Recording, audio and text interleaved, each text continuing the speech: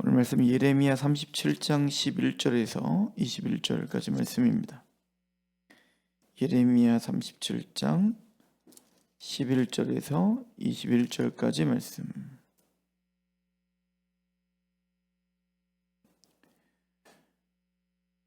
갈대아인의 군대가 바로의 군대를 두려워하여 예루살렘에서 떠나매 예레미야가 베냐민 땅에서 백성 가운데 분깃을 받으려고 예루살렘을 떠나 그리로 가려 하여 베냐민 문에 이른즉 하나냐의 손자요 셀레미야의 아들인 이리야라 이름하는 문지기의 우두머리가 선지자 예레미야를 붙잡아 이르되 내가 갈대아인에게 항복하려 하는도다. 예레미야가 이르되 거짓이다. 나는 갈대아인에게 항복하려 하지 아니하노라. 이리야가 듣지 아니하고 예레미야를 잡아 고관들에게로 끌러가매 고관들이 노여워하여 예레미야를 때려서 서기관 요나단의 집에 가두었으니 이는 그들이 이 집을 옥으로 삼았음이었더라. 예레미야가 뚜껑 씌운 웅덩이에 들어간 지 여러 날 만에 시드기야 왕이 사람을 보내어 그를 이끌어내고 왕궁에서 그에게 비밀이 물어 이르되 여호와께로부터 받은 말씀이 있느냐? 예레미야가 대답하되 있나이다. 또 이르되 왕이 바벨론의 왕의 손에 넘겨지리이다. 예레미야가 다시 시드기야 왕에게 이르되 내가 왕에게나 왕의 신하에게나 이 백성에게 무슨 죄를 범하였기에 나를 옥에 가두었나이까? 바벨론의 왕이 와서 왕과 이 땅을 치지 아니하리라고 예언한 왕의 선지자들이 이제 어디 있나이까? 내 주 왕이여 이제 청하건대 내게 들으시며 나의 탄원을 받으사 나를 서기관 요나단의 집으로 돌려보내지 마옵소서.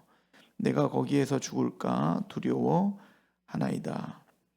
이에 시드기야 왕이 명령하여 예레미야를 감옥들에 두고 떡 만드는 자의 거리에서 매일 떡 한 개씩 그에게 주게 하며 성중에 떡이 떨어질 때까지 이르니라.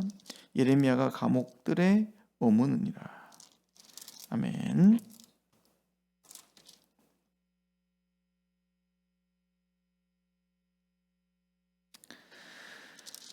예레미야가 그 하나님의 말씀을 증거하다가 이제 옥에 갇히는 장면입니다. 우리가 36장의 여호야김 시대의 예를 우리가 봤었죠.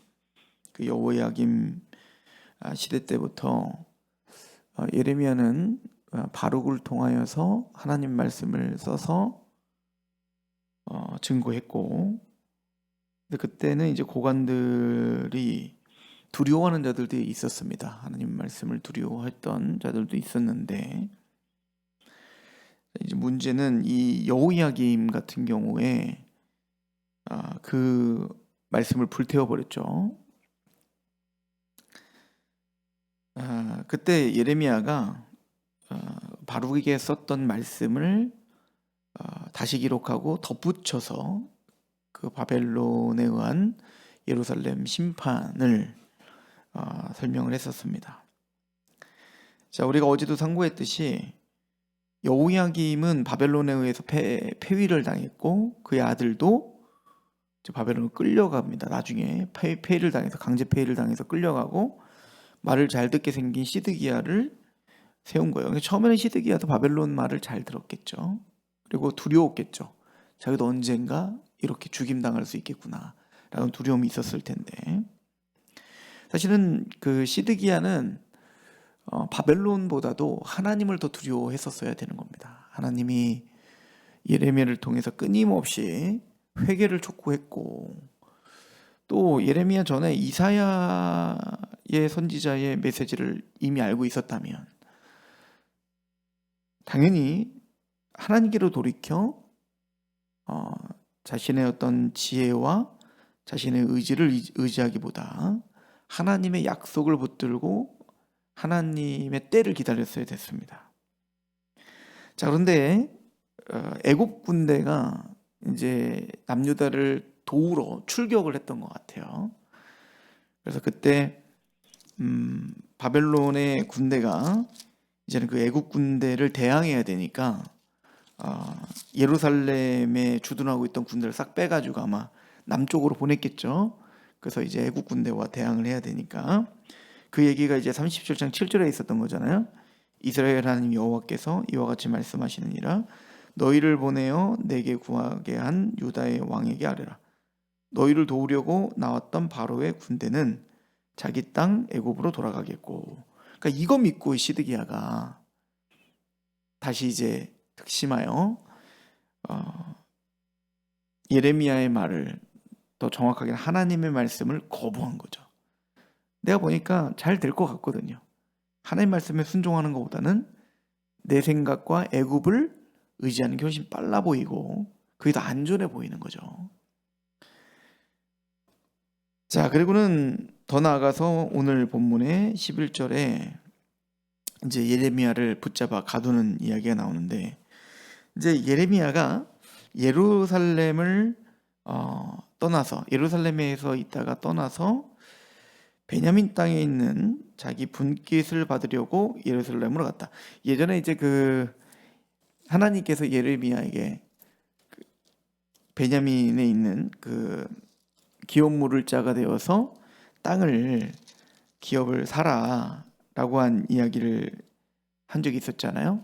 그래서 사실은 이제 땅이 없어지고 바벨론에 의해서 이제 정복당하는데 그 땅을 지금 사 뭐합니까? 전쟁이 터지기 일보 직전인데, 그래서 남의 나라의 속국이 되는데 내가 땅을 갖고 있으면 무슨 의미가 있겠어요? 다 뺏기고 수탈당하고 할 텐데.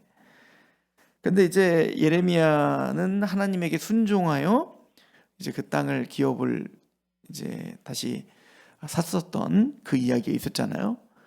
그러니까 아마 그거 땅을 찾으러, 확인하러, 또 기업을 이제 확인하러 가는 겁니다.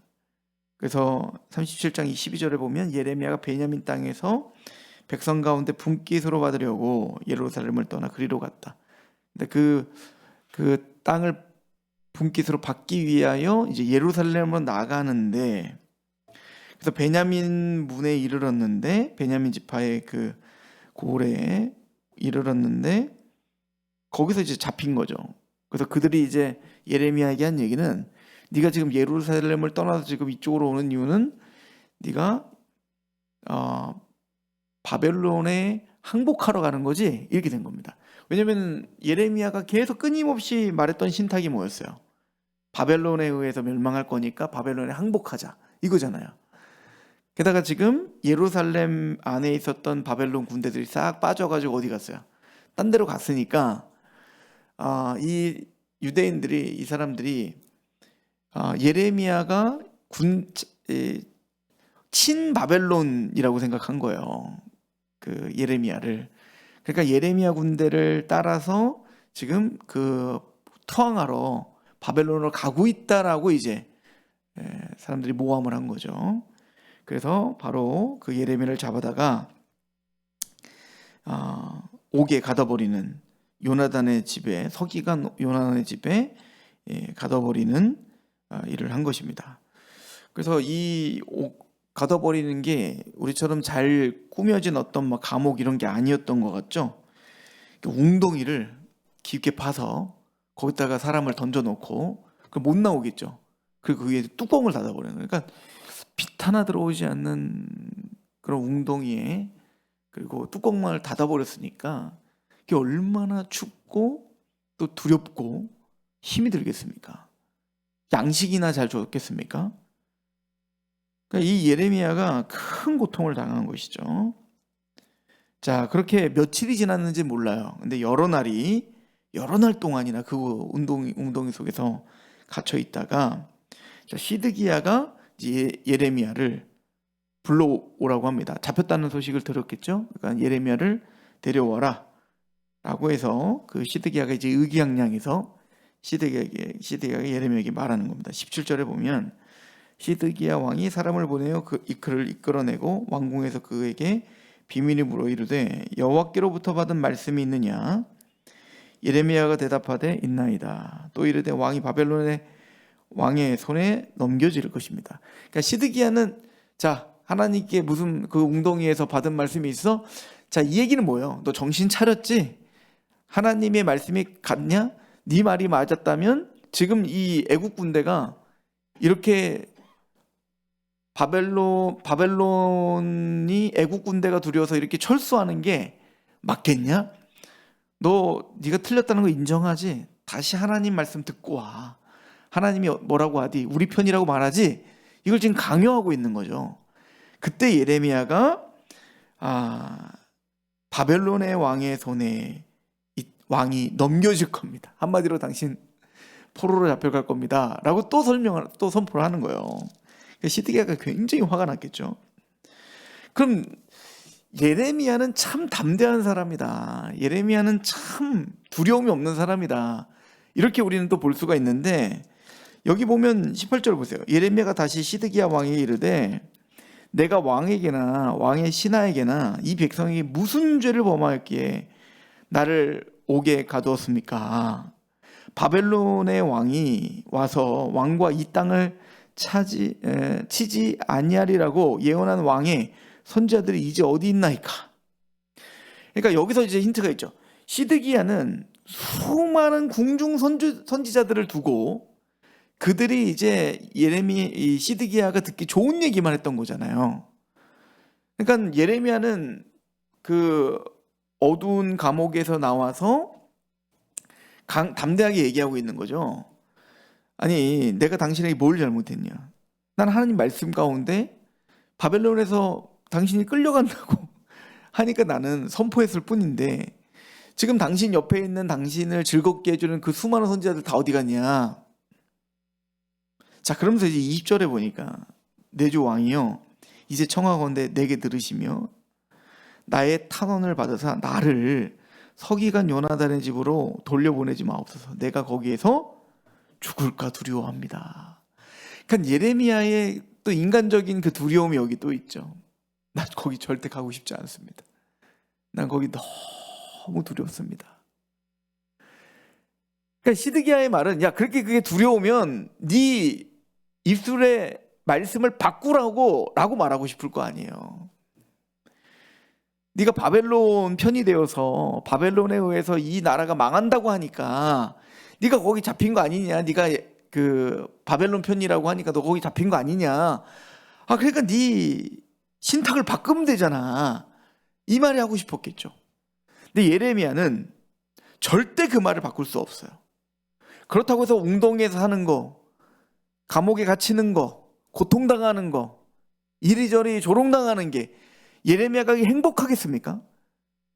그게 고통당하는 것이 너무 좋아가지고 행복해가지고 그래 나 좀 더 고통을 주세요. 그게 아니라는 거예요. 예레미야는 지금 너무 두려운 거예요. 다시 그 웅덩이 속으로 들어간다는 건 상상할 수도 없는 거예요. 그러니까 왕한테 탄원하잖아요. 내가 뭘 잘못했습니까? 날 절대 거기로 보내지 마세요. 내가 거기 너무 두렵습니다. 시드기야 왕이 예레미야를 그래도 좀 국률로 봤는지 감옥들에 두고 떡 만드는 자의 거리에서 매일 떡 한 개씩은 그래도 먹게 하여 생명은 부지하게 하고 그 요나단의 집에 그 웅덩이에 갇히는 것에서는 면해주는 장면이 나오는 것입니다. 근데 저희는 이게 선지자가 누구인지에 대해서 배우는 거죠. 또 저와 여러분들은 예수 그리스도로 말미암아 참 선지자요 참 제사장이요 참 왕이신 예수 그리스도 안에서 우리가 왕이며 제사장이며 우리가 선지자라고 우리는 고백을 하잖아요. 이 시대에 하나님의 순전한 말씀을 붙들어 그 말씀을 증거해야 될 자가 누구죠? 바로 저와 여러분들. 교회가 그 일을 해야 되는 거잖아요.